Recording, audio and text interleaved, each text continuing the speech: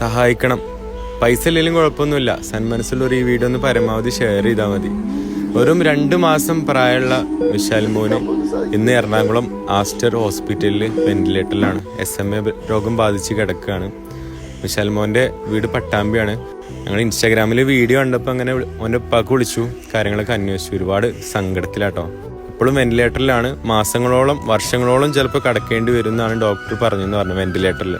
അപ്പോൾ ഒരു ദിവസം വെന്റിലേറ്ററിലും ഒക്കെപ്പാട് ചിലവ് എന്ന് പറഞ്ഞാൽ 38,000 രൂപ ഒരു ദിവസത്തെ ചിലവ്. അപ്പോൾ ഇത് 1, 2, 3 ദിവസമല്ല, മാസങ്ങളോടാണോ വർഷങ്ങളാണോ എന്നറിയില്ല.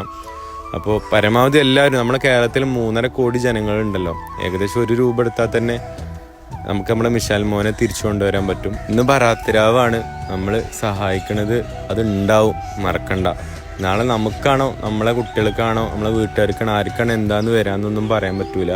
അപ്പോൾ ഞാനിപ്പോൾ വീഡിയോ ചെയ്യണത് ഇപ്പോൾ നമ്മളെ കുടുംബക്കാരും ആയതുകൊണ്ടൊന്നല്ല.